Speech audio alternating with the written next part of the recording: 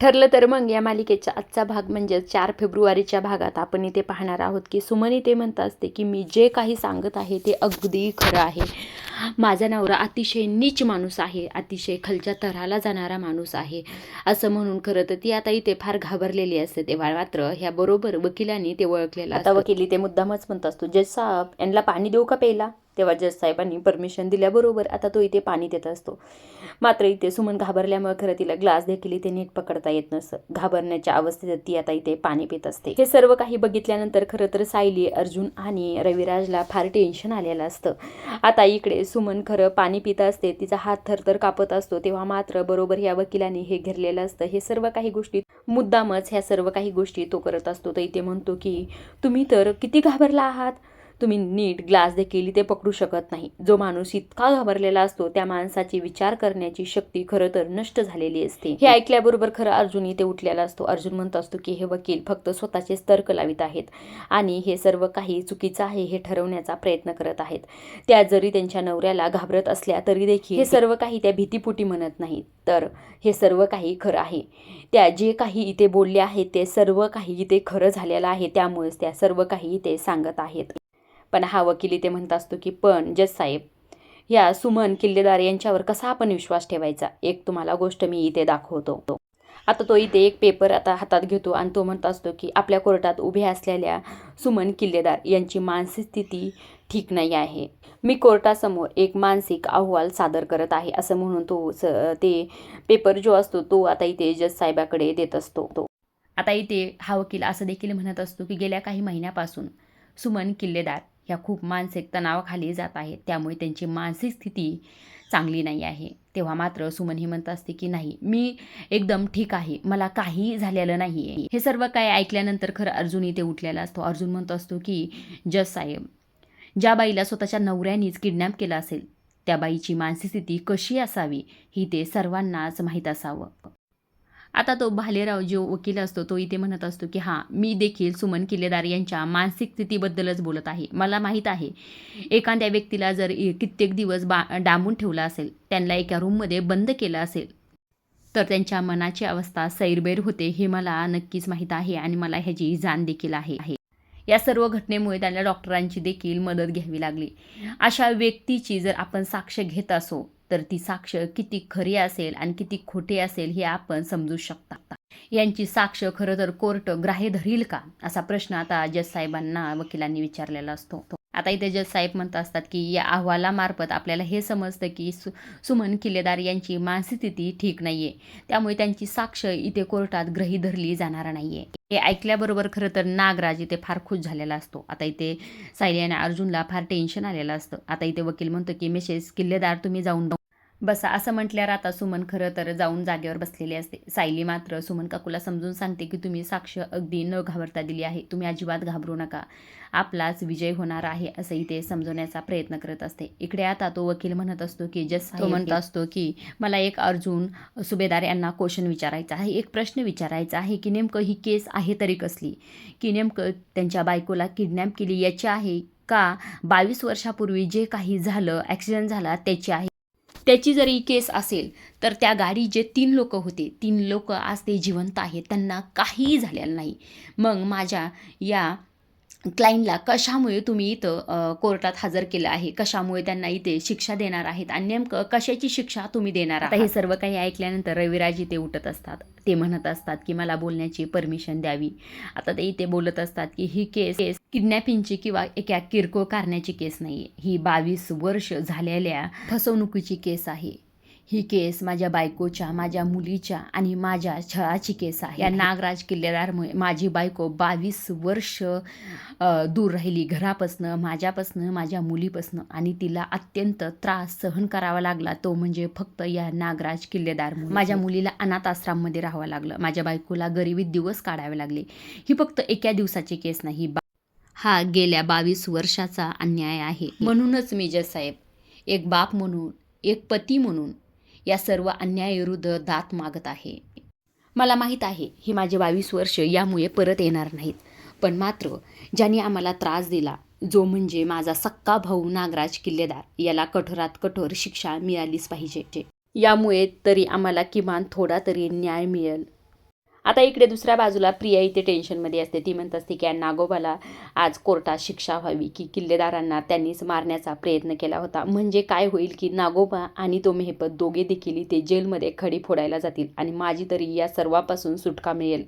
आता इथे ती देवाला प्रार्थना करत असते. ती म्हणत असते की ए देवा, मी तुला कधीही आतापर्यंत काही मागितलं नाही आणि जेव्हाही मागितलं तेव्हा मात्र तू देखील मला काही दिलेलं नाही. पण माझी फक्त एवढी एक इच्छा पूर्ण कर देवा, असं ती देवाला आता इथे प्रार्थना करत असते. आता इकडे दुसऱ्या बाजूला कोर्टात इकडे अर्जुन इथे म्हणत असतो की मला जज साहेब रविराज किल्लेदारांना विटनेस बॉक्समध्ये बोलण्याची परमिशन हवी. तेव्हा जज साहेब इथे परमिशन देतात. इकडे आता रविराज त्या बॉक्समध्ये येतात तेव्हा कोट वगैरे काढून तिथे बोलत असतात. तेव्हा मात्र इथे अर्जुन विचारत असतो की रविराज किल्लेदार, तुमचं आणि तुमच्या भावाचं म्हणजेच नागराज किल्लेदारांचं जो काही तुमचा ॲक्सिडेंट झाला त्याबद्दल काही बोलणं झालं होतं. आता रविराज ते म्हणतात की जज साहेब, आमचं या 22 वर्षात अनेकदा या ॲक्सिडेंटबद्दल बोलणं झालं, मात्र कधीही मला नागराजने या सत्य कळून दिलं नाही. मी प्रतिमाला आणि तन्वीला मिळवण्यासाठी खूप प्रयत्न करत होतो, पण मात्र जेव्हा मी सर्व काही ही केस क्रॉस चेक करत होतो तेव्हा मात्र मला असे काही पुरावे मिळाले की हे सर्व काही अडथळे आणत होता तो म्हणजे हा नागराज किल्लेदार. मला सर्व गोष्टी ह्या कळू नाहीत म्हणून ह्या सर्व काही गोष्टी तो इथे करत होता. आता हे ऐकल्याबरोबर आता वकील इथे उठत असतो तो आणि तो म्हणत असतो की म्हणजे रविराज किल्लेदार, तुम्ही आत्ता सांगितल्याप्रमाणे तुम्ही तुमच्या मुलीसाठी आणि बायकोसाठी तळमत होतात आणि ह्या दुःखामध्ये तुम्ही तुमच्या भावावर आरोप करत आहात. आता इथे रविराज म्हणत असतात की माझ्या भावना, दुःख आणि हे जे काही आरोप करत आहे ते सर्व काही वेगळं आहे. या सर्व गोष्टीमध्ये तुम्ही भालेराव गल्लत अजिबात करू नका. माझ्या भावानेच म्हणजे या नागराज किल्लेदारने माझी फसवणूक केलेली हे मी स्वतः अनुभवली आहे आणि तीच मी आज कोर्टासमोर सादर करीत आहे, कोर्टाला सांगत आहे. भावनेच्या भरात चुकीचा वागणारा मी माणूस नाही आहे, असं आता रविराज खरं ठामपणे इथे बोलत असतात. तेव्हा मात्र इथे अर्जुन इथे म्हणत असतो, मिस्टर रविराज, तुमच्या भावाला तुम्ही व्यवस्थित ओळखता. त्यांच्यावर जे काही आरोप आहेत, तुम्हाला असं कितपत वाटतं की ते आरोप सर्व काही खरे आहेत म्हणून? आता इथे हे ऐकल्याबरोबर रविराज म्हणतात की हे सर्व काही अगदीच खरं आहे. हा नीच माणूस कुठल्या थराला जाऊ शकतो हे मला चांगलंच माहीत आहे. हे सर्व काही रविराजनी सांगितल्याबरोबर अर्जुन इथे म्हणत असतो की रविराज किल्लेदार, तुम्ही आता बसू शकता. आता मी जज साहेब तुम्हाला एक विनंती करतो की जो काही इथे नागराजचा जो पार्टनर होता त्याला इथे मी आता कोर्टात हजर करण्याची परमिशन मागत आहे. तेव्हा मात्र इथे जज साहेब आता इथे परमिशन देत असतात. असं जज साहेब म्हटल्याबरोबर आता इथे पोलीस खरं तर मेहपतला घेऊन येत असतात. मेहपत इथे आता कोर्टात हजर झालेला असतो. आता अर्जुन त्याला विचारतो की तुम्ही जो काही 22 वर्षापूर्वी ॲक्सिडेंट घडून आणला त्याची कबुली तुम्ही तर दिलेलीच आहे आमच्याकडे. त्या कबुलीमुळेच तुम्ही इथे अटक झालेला आहात. आता फक्त आम्हाला एवढं सांगा, जो काही ॲक्सिडेंट झाला त्याची सुपारी तुम्हाला नेमकं दिली कुणी होती? हे ऐकल्याबरोबर खरं तर इथे नागराज फार घाबरलेला असतो. अर्जुन इथे म्हणत असतो की सांगा मेहपत शिकरे, तुम्हाला त्या ॲक्सिडेंटची सुपारी या नागराज किल्लेदारनीच दिली होती ना? हे ऐकल्याबरोबर खरं तर मेहपत घाबरलेला असतो. आता इथं तो नाव घेऊ शकत असतो, पण मात्र नागराजने त्याला अशा काही गोष्टी सांगितलेल्या असतात त्यामुळे तो आता इथे त्याचं नाव घेणार नसतो. आता तिला इथे आठवतं की जेव्हा तो जेलमध्ये होतं तेव्हा मात्र एका हवालदारने तो व्हिडिओ दाखवलेला होता साक्षीचा, ज्यात ती साईटनी पूर्ण आग पेटलेली होती. त्याच्या मुलीसाठी खरं तर इथे तो इथे नाव घेत नसतो. त्याला परत दुसरी गोष्ट आठवती की जेव्हा नागराज म्हणाला होता की 103 संदीप अपार्टमेंट्स मँगो गार्डनजवळ पनवेल हा पत्ता तुला माहीत आहे ना, हे सर्वांना सांगू का? ह्या सर्व गोष्टी त्याला इथे आठवत असतात. त्यामुळे खरं तर तो इथे नागराजचं नाव घेत नसतो. आता अर्जुन खरं तर रागातच इथे सर्व काही बोलत असतो, कारण की इथे मेहपत शिकरे काहीच बोलत नसतो. त्यामुळे तो इथे म्हणत असतो की सांगा मेहपत शिकरे, तुम्हाला सुपारी या नागराज किल्लेदारनीच दिली होती ना? परत उत्तर दे मला, ह्यांनीच दिली होती ना तुला सुपारी? त्या अपघाताची सुपारी नागराज किल्लेदारनीच तुला दिली होती ना? असं परत खरं तर अर्जुन इथे मेहपत शिकरेला विचारत असतो. मात्र मेहपत इथे खरं तर एकही शब्द बोलत नसतो. त्याचं खरं तर आता त्याच्या मुलीसाठी ह्या सर्व काही गोष्टी तो करत असतो, त्यामुळेच तो इथे आता गप्प असतो. आता हे सर्व काही इथे भालेराव वकिलांनी ऐकल्याबरोबर ते इथे म्हणत असतात की ऑब्जेक्शन मिलॉर्ड. आता हे सर्व काही अर्जुन सुभेदार जबरदस्ती मेहपत शिकरेकडनं नाव वधून घेण्याचा प्रयत्न करत आहेत. त्यांनी कुठंही ते कबूल केलेलं नाही की मला रविराज किल्लेदार यांना जिवे मारण्याची सुपारी नागराज किल्लेदार यांनी दिलेली आहे. हे ऐकल्याबरोबर आता इथे अर्जुन म्हणत असतो की यांनी हे देखील कबूल केलं नाही की मला नागराज किल्लेदार यांनी सुपारी दिली नाही म्हणून. आता हे सर्व काही इथे जज साहेबांनी ऐकल्याबरोबर जज साहेब म्हणत असतात की मेहपत शिकरे, यावर तुम्हाला काही बोलायचं आहे का? तेव्हा मात्र हे मेहपत शिकरे इशाऱ्यानेच नाही म्हणत असतो. तो इथे एकही शब्द इथे बोलत नसतो. आता इथे जज साहेब म्हणत असतात की इथे मेहपत शिकरे एकही शब्द बोलत नसल्यामुळे खरं तर इथे कुठेही सिद्ध होत नाही नागराज किल्लेदार यांनी रविराज किल्लेदार यांच्या ऑक्सिजनची सुपारी दिली होती म्हणून. आता इथे जज साहेब म्हणतात की इन्स्पेक्टर मेहपत शिकरेंना घेऊन जा. असं म्हटल्यावर खरं तर इन्स्पेक्टर आता मेहपत शिकरेंना कोर्टातून इथून बाहेर घेऊन गेलेले असतात. आता हे सर्व काही झाल्यानंतर खरं अर्जुन इथे बसलेला असतो. आता इथे हा दुसरा वकील जो भालेराव वकील असतो तो इथे उठलेला असतो आणि तो म्हणत असतो की माय लॉर्ड, मला असं वाटतं की या कोर्टाचा आपण वेळ आता जास्त वायाला घालवू नका, कारण की ते कुठेही सिद्ध झालं नाही. तर असे कोणतेही पुरावे सादर करण्यात नाही आले की रविराज किल्लेदार यांच्या ऑक्सिजनची सुपारी नागराज किल्लेदार यांनी दिली होती म्हणून इथे मी कोर्टाला विनंती करत आहे की नागराज किल्लेदार यांना बेल मिळावी. हे सर्व काही अर्जुनने ऐकल्याबरोबर अर्जुन इथे उठत असून तो म्हणत असतो की माझ्याकडे आणखी एक पुरावा आहे.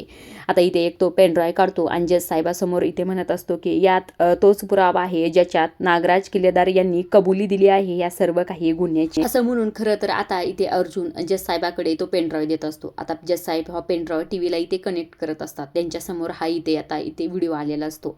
आता इथे ते पाहत असतात की ते नागराज म्हणत असतो की मीच आहे तो ज्यांनी माझ्या स्वतःच्या बायकोला आणि त्या मेहपतला किडनॅप केलं होतं. मीच आहे तो, जाऊन सांग सगळ्यांना. आणि जे 22 वर्षापूर्वी ॲक्सिडेंट घडला त्याचा मास्टर माइंड देखील मीच आहे, असं इथे आता नागराज बोलत असतो. हे सर्व काही सर्वांसमोर आल्यावर देखील तरी देखील आता इथे जो वकील असतो तो उठलेला असतो. तो म्हणत असतो की जज साहेब, आजकाल टेक्नॉलॉजी इतकी पुढे गेलेली आहे त्यामुळे हे जे काही व्हिडिओ बनवला आहे तो इतका सोपा आहे सर्वांसाठीच बनवणं. हे शाळा कॉलेजातली मुले देखील आता सहजच बनवू शकतात, कुणाचाही आवाज देऊ शकतात. त्यामुळे हा पुरावा इथे ग्राह्य धरला जाऊ नये असं मला वाटतं. कुणाचाही आवाज दिला जाऊ शकतो, हे तुम्हाला मी प्रात्यक्षिक दाखवतो. असं म्हणून खरं तो मोबाईल काढतो आणि इथे नागराज समोर धरतो आणि त्याचा व्हिडिओ बनवतो.